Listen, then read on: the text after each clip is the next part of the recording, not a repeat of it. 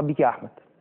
ايه احنا 20 سنة مستمر. نعم شريف، في بورسعيد اليوم خرجت مسيرة من مسجد الغفور الرحيم لمؤيدي الرئيس المعزول محمد مرسي، وتم قوات الأمن بمديرية أمن بورسعيد والوحدات السريعة من الجيش الثاني الميداني، وتم فض التظاهرة في وقت سريع، هذا على المستوى الميداني ومستوى المظاهرات التي تخرج الجمعة من كل أسبوع عقب صلاة الجمعة.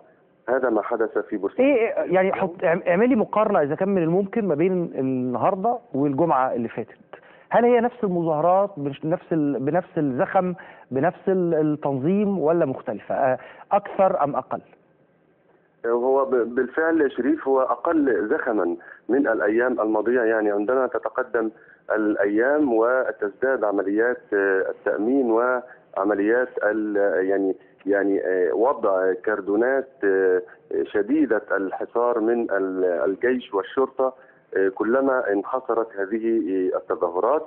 يعني في البداية كما هو كان معروفا في بورسعيد أن مكان التظاهرات اليومية كان في محيط ميدان مسجد التوحيد بحي الزهور ببورسعيد أمام مستشفى النصر، وبعد ذلك بعدما تم فض المنصة التي هناك وتم القبض على عدد كبير من المؤيدين للرئيس المعزول محمد مرسي، بعد ذلك الإخوان المسلمون يختارون بعض المساجد في منطقة الزهور في غرب مدينة بورسعيد، يخرجون منها على التوالي مسيرات بالمئات وفي بعض الأحيان بسلاسل بشرية كل جمعة بعد صلاة الجمعة، وفقا لسرعة وصول قوات التأمين والانتشار السريع من الجيش الثاني الميداني ومديرية الأمن بسرعة الوصول لهذا المكان تنفض التظاهرة أو السلسلة البشرية إن وجدت. أما هذا على مستوى التظاهرات. اليوم شريف أيضا أود أن أقول أن لأول مرة في بورسعيد افتتح محافظ بورسعيد ودشن عقب صلاة الجمعة اليوم أول جهاز للعلاج التمهيدي للأورام السرطانية في بورسعيد بمستشفى التضامن.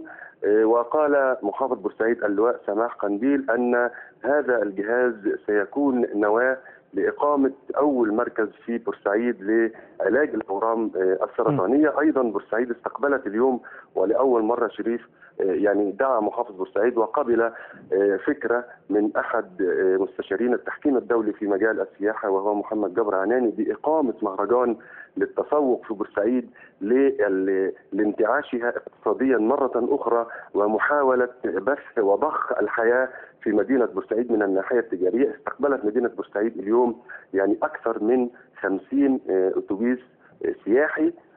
هو ينطلق هذا الأتوبيس، كل واحد من هذه المجموعة ينطلق إلى محافظة بعينها ويأتي بالزائرين مجانا ثم يعود بهم إلى محافظتهم مرة أخرى بالمجان على نفقة محافظة بورسعيد بالتعاون مع تجار بورسعيد والشركات السياحية والغرفة التجارية. يستمر هذا حتى 27 من ديسمبر الجاري، وهو يتوافق مع احتفال بورسعيد بأعياد المقاومة الشعبية إبان حرب 56.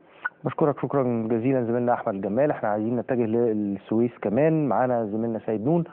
برحب بوجودك معانا يا سيد.